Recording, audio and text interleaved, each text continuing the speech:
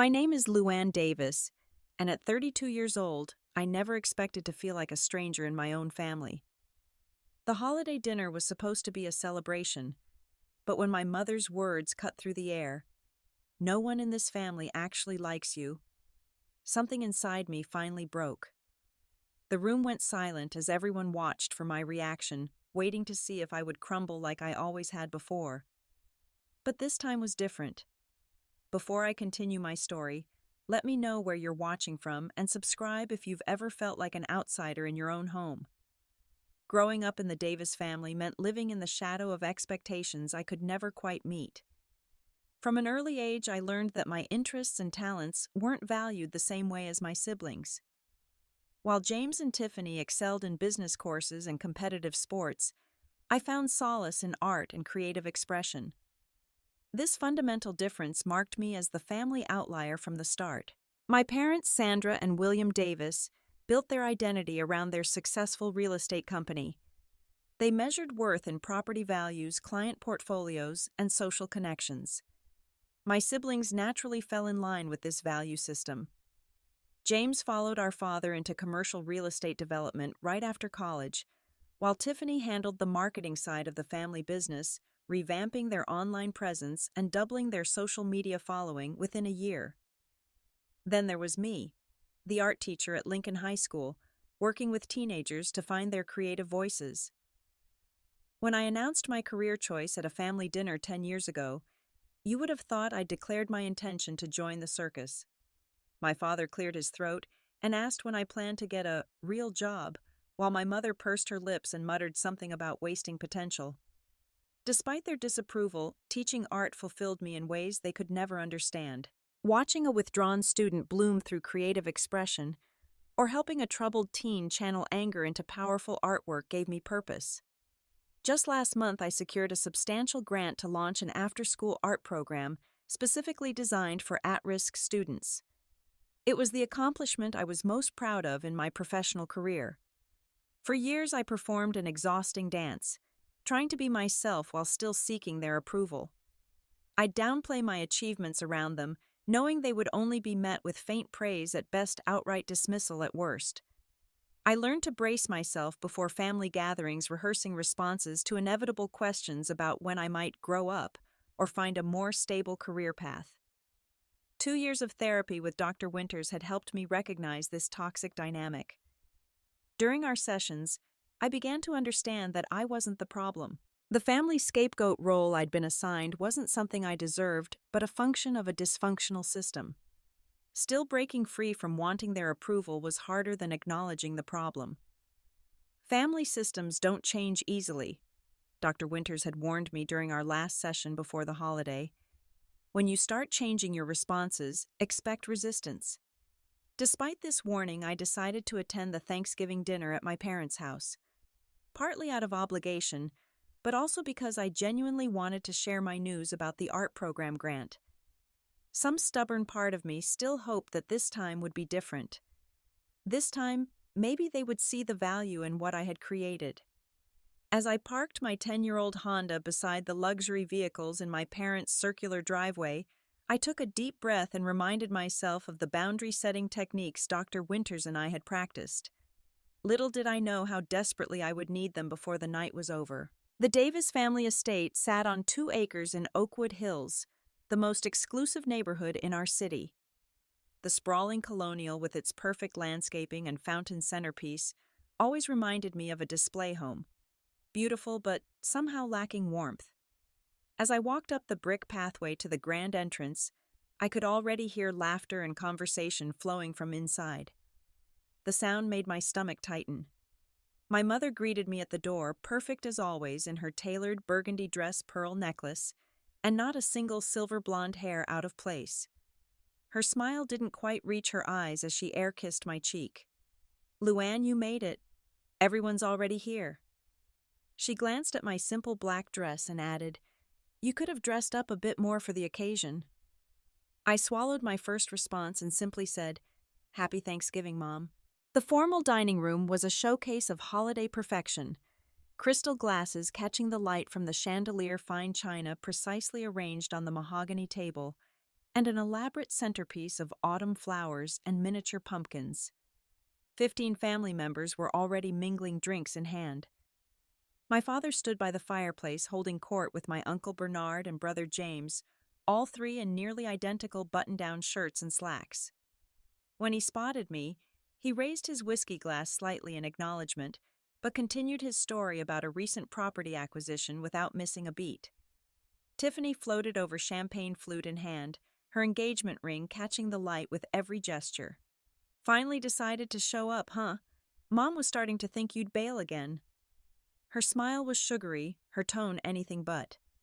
I RSVP'd weeks ago, I reminded her, keeping my voice even. Whatever. Did you hear about our expansion to the lakefront district? Dad just closed on 3 commercial properties there. Before I could respond, she was pulled away by her fiancé, leaving me standing alone. This was the usual pattern, brief superficial interactions that emphasized my outsider status. I made my way toward the appetizer table, where my cousin Abigail was arranging a cheese plate. Unlike the rest of the family, Abigail had always been kind to me. She worked as a pediatric nurse and seemed to exist somewhat on the periphery of family politics herself. "Luanne, I'm so glad you came," she said, giving me a genuine hug. "How's everything at school?" Just as I began telling her about the grant, my Aunt Patricia interrupted.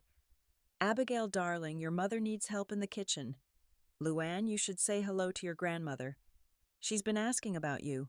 The interruption was typical. Conversations about my work rarely lasted more than a few sentences before being redirected. I found my grandmother seated in a corner armchair looking smaller than I remembered. Her face lit up when she saw me. "There's my artist," she said warmly as I bent to hug her. "Tell me something good, dear." Before I could share my news with the one family member who might appreciate it, my mother announced dinner was served and everyone began moving toward the dining room. I helped grandmother to her seat, then found my own place card near the far end of the table wedged between Uncle Bernard's wife Donna, who was engrossed in her phone, and a cousin's boyfriend whose name I couldn't remember. The Thanksgiving spread was impressive. The turkey perfectly golden, surrounded by every traditional side dish imaginable, all served in my mother's best serving dishes. As the food was passed around, conversation flowed easily among the others, while I felt increasingly invisible. When I offered a comment about a recent art exhibition at the local museum, my mother quickly steered the conversation back to Tiffany's upcoming wedding plans. I took a sip of wine and caught Abigail's sympathetic glance from across the table.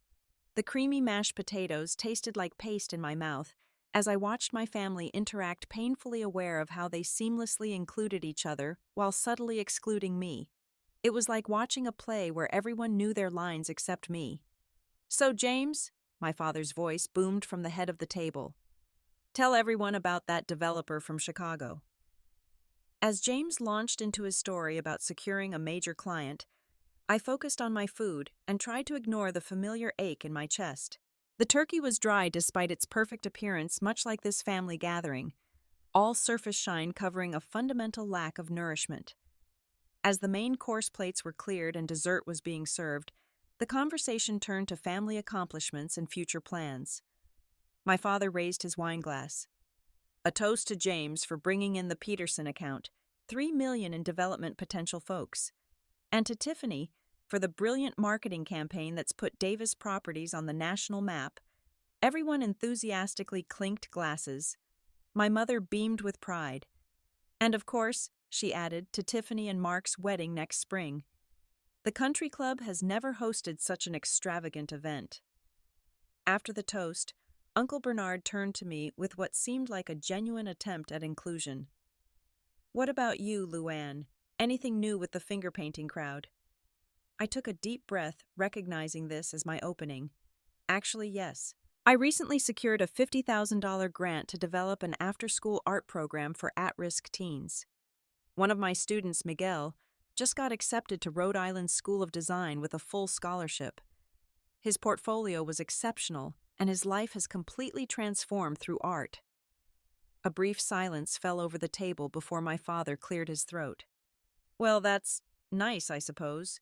Though I'm not sure taxpayer money should fund hobbies when schools need better math and science programs. That's where the real careers are." I felt my cheeks flush. Art education isn't about hobbies, Dad. It develops critical thinking, emotional intelligence, and offers kids a constructive outlet. For some of my students, it's literally saving their lives. My mother set down her fork with a pronounced clink. Oh, Luanne, always so dramatic. Not everyone needs to be saved. Some people just need to apply themselves properly. James chuckled. Remember when Mom and Dad got you that business tutor in high school? You could have gone into the family business if you'd just put in the effort. Or law school, Tiffany added. You had the grades. You just didn't have the ambition. One by one, family members began piling on with their assessments of my life choices. You've always marched to your own drummer, Aunt Patricia said with a tight smile. The artistic temperament, Uncle Bernard added as if diagnosing an illness. My cousin Ryan laughed. Maybe she was adopted. Has anyone checked the paperwork? The table erupted in laughter as I sat there, each comment landing like a physical blow. I'd experienced versions of this before, but never with the entire family participating so enthusiastically in my takedown. I tried once more. The program I've developed is actually being considered as a model for other schools in the district. I'm presenting it at the National Education Conference in March. That's when my mother set down her wine glass and fixed me with a cold stare that silenced the table. Luanne, I don't know why you insist on seeking validation here.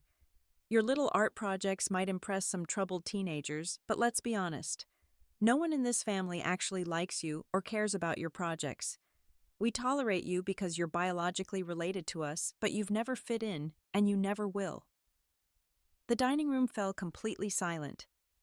Forks froze midway to mouths. Even those who had been laughing moments before looked shocked at the nakedness of my mother's cruelty. I felt the familiar burning behind my eyes, the tightness in my throat that always preceded tears. My hands began to shake slightly, and I set down my dessert fork to hide the tremor. I could feel everyone watching, waiting for me to excuse myself and flee to the bathroom in tears as I had so many times before. In that suspended moment, something crystallized within me. I saw with perfect clarity that this dynamic would never change unless I changed my role within it. My mother's words had finally stripped away any illusion that I could ever earn their approval or genuine interest. A strange calm washed over me as decades of seeking validation from these people suddenly seemed absurd. I looked around the table at their expectant faces, waiting for my usual retreat, and decided that this pattern would end tonight. I took a slow sip of water, set down my glass, and looked directly into my mother's eyes. You know what's interesting about what you just said, Mom? You think it hurts because you're telling me that no one here likes me. But what actually hurts is realizing how much time I've wasted hoping that would change. My voice was steady without a trace of the tears they were expecting. I could see confusion flickering across my mother's perfectly composed face. For 32 years, I've tried to earn a place at this table. I've downplayed my passions, minimized my achievements, and apologized for who I am, hoping you might eventually make room for me. But tonight, I finally see that the problem was never me. I turned to address the entire table, feeling a strange new confidence flowing through me. You mock my career because you don't understand it. Let me tell you what happened just last week. A 16-year-old girl named Jasmine, who hasn't spoken since witnessing domestic violence, created a sculpture that expressed everything she couldn't say. Her therapist called it a breakthrough. 2 months ago, a boy who was ready to drop out of school found his purpose in photography and now has perfect attendance. I looked at my father. You measure success in dollars and property acquisitions, Dad. I measure it in human potential unlocked. Both have value, just different kinds. My father's face reddened. Now listen here. No, I've listened for years, I interrupted calmly. It's your turn now. I'm not asking you to understand my choices anymore. I'm simply informing you that I won't apologize for them going forward. I turned to my siblings. James, Tiffany, I'm genuinely happy for your successes. They're well earned, but your path isn't the only valid one, and it's not mine. Looking around the table, I continued. I've spent years enabling this dynamic by playing my assigned role. That ends tonight. I deserve respect, not tolerance. If that's not something this family can provide, then I need to reconsider what place, if any, you'll have in my life moving forward. The silence was deafening. No one had expected this response. Then, surprisingly, my elderly Aunt Marion spoke up from her place near the end of the table. "The girl's right," she said, setting down her napkin. "This family has always had a narrow definition of success. Luanne, I should have said something years ago when I saw how they treated you. What you're doing with those kids matters." Even more surprisingly, Abigail straightened in her chair. "Luanne inspired me to finally apply to that nurse practitioner program I've been talking about for years. Some of us admire you more than you know, cousin." My mother's face had gone from shock to a tightly controlled anger. "I think you're being incredibly disrespectful right now, Luanne. After all we've done for you." "What have you done exactly?" I asked genuinely. "Beyond the basic obligations of parenthood, when have you ever supported my dreams or celebrated my achievements? When have you ever tried to understand what matters to me?" My mother had no immediate answer. My father attempted to regain control of the situation. "You're making a scene," he said sternly. "This is hardly the time or place for whatever identity crisis you're having." I nodded and stood up, placing my napkin beside my half-eaten pumpkin pie. "You're right about one thing. This isn't the place for me. Thank you for dinner." Without dramatic flourish or tears, I walked calmly out of the dining room, retrieved my coat, and left the house. As I stepped into the cool night air, I felt lighter than I had in decades, as though I'd set down a burden I'd been carrying since childhood. For the first time, I drove away from a family gathering with my dignity intact, instead of with makeup streaked by tears. The drive home from my parents' house was surreal. The familiar route felt different somehow, as if I were seeing it through new eyes. The radio played softly as I processed what had just happened, alternating between waves of anxiety and a profound sense of liberation. By the time I reached my apartment, my phone was already lighting up with notifications. Tiffany had sent a series of angry texts. "Way to ruin Thanksgiving. So selfish, making everything about you. Mom is upset, and it's your fault." James was more direct with a single message. "You crossed a line tonight. Fix this." I silenced my phone and made myself a cup of tea, settling into my small but colorful living room that reflected my personality in a way my childhood home never had. Student artwork adorned the walls alongside my own pieces, and shelves overflowed with art books and supplies. This space was truly mine, and for the first time I fully appreciated the sanctuary I had created for myself. Just as I was about to turn in for the night, my phone rang. It was my grandmother. Hesitantly, I answered. "Luanne, dear," her voice quavered slightly, "I wanted to tell you how proud I am of you." "For causing a scene at dinner?" I asked, surprised. "For finally standing up for yourself. I watched them diminish you for years and never had the courage to intervene. Your grandfather was the same way with me. Nothing I did was ever quite right in his eyes. I wish I'd had your courage when I was younger." Her words brought fresh tears to my eyes, but these were different from the tears I'd shed after family gatherings in the past. These felt cleansing. The next morning, I awoke to more messages, including a lengthy email from my mother attempting to reframe the entire incident. "I don't know why you chose to misinterpret what was meant as constructive family feedback. No one said anything hurtful. We were simply concerned about your future. Your dramatic exit was immature and embarrassing." It was classic gaslighting, attempting to make me question my own experience. But something had fundamentally shifted within me.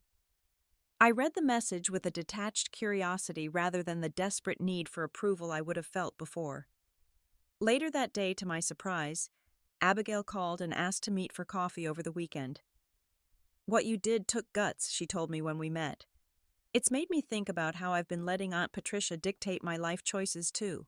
Work became my refuge in the days that followed. I threw myself into developing the curriculum for the after-school art program, creating a space where young people could feel valued for exactly who they were, something I had never experienced in my own family. My students noticed the change in me. "Ms. Davis, you seem different," said Alicia, a talented junior with a difficult home life. "More, I don't know, solid somehow." I smiled at her perceptiveness. "Sometimes we need to set boundaries with people who don't see our worth," I said carefully, "even when those people are family." She nodded with the wisdom of someone who understood all too well. That takes real courage. For the first time in my adult life, I began to consider skipping the traditional Christmas gathering at my parents' house. The thought brought both anxiety and an unexpected sense of freedom. Perhaps this year I could create new traditions with the people who genuinely supported me.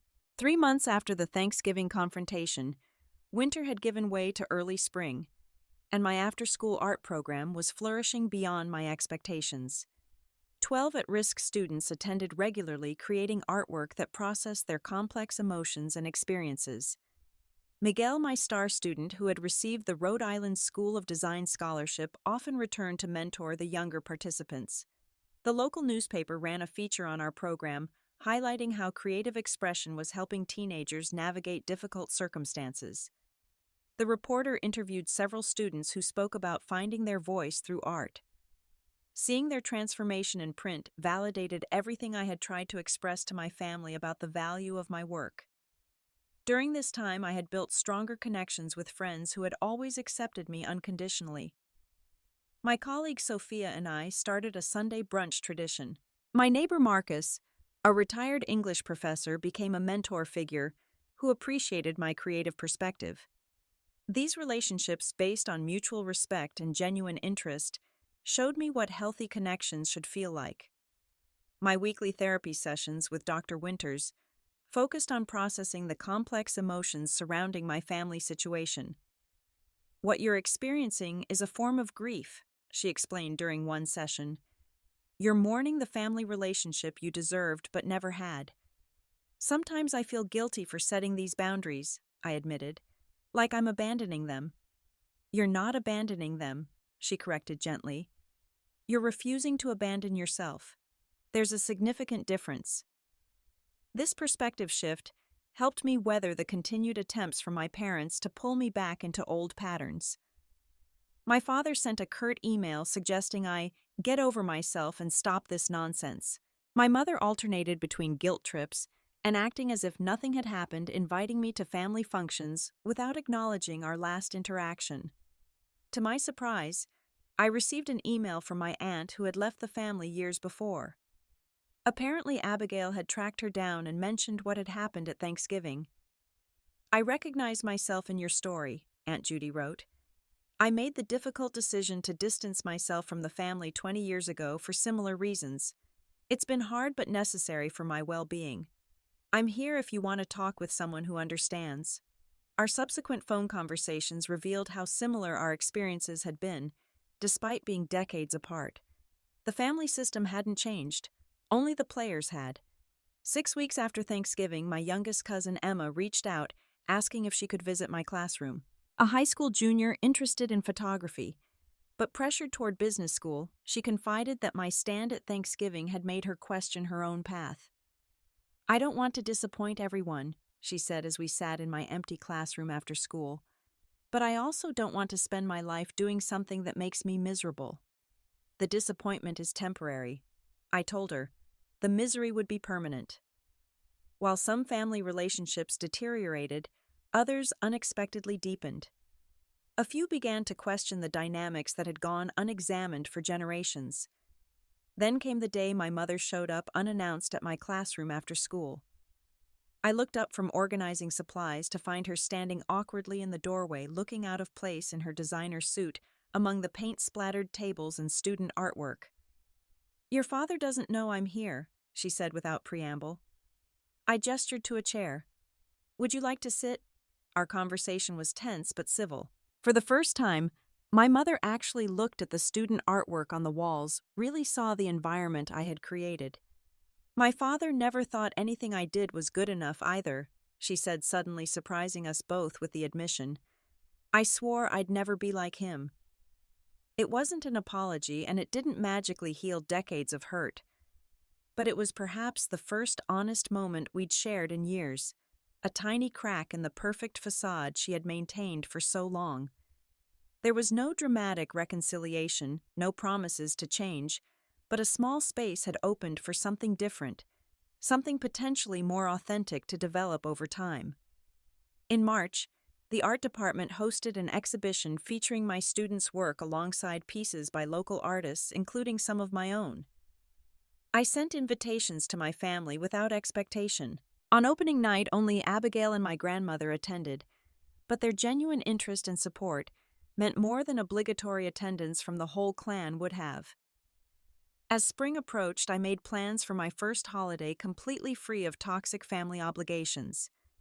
My chosen family, friends who accepted me completely, would gather at my apartment for a celebration that required no performance, no walking on eggshells, no diminishing myself to fit someone else's expectations. The grief of family estrangement still surfaced at unexpected moments, but it was increasingly accompanied by the profound relief of living authentically. I was redefining success on my own terms, and for the first time truly believing in my own worth, without external validation. 1 year after that fateful Thanksgiving dinner, I stood at the podium accepting a Distinguished Educator Award from our city's education board. The recognition acknowledged the impact of the after-school art program, which had now expanded to 3 schools across the district. Data showed improved attendance and academic performance among participating students and reduced behavioral incidents. As I looked out at the audience, I saw my support network, colleagues, friends, students, and a few family members who had chosen to maintain relationships with me. My grandmother sat in the front row, beaming with pride. Beside her were Abigail and Emma. My parents and siblings had been invited but chosen not to attend. The journey of the past year had been both painful and liberating. Setting boundaries with my family had created space for genuine growth and connection in other relationships.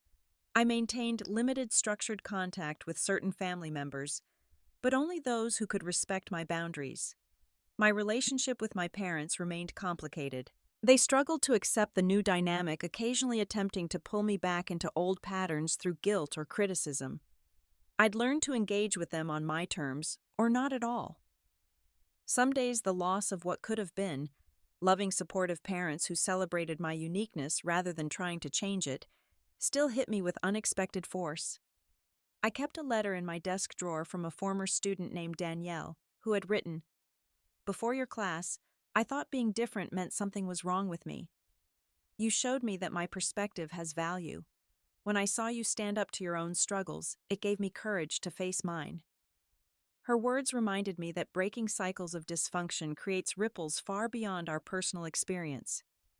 By refusing to accept mistreatment from my family, I had strengthened my ability to truly see and support my students.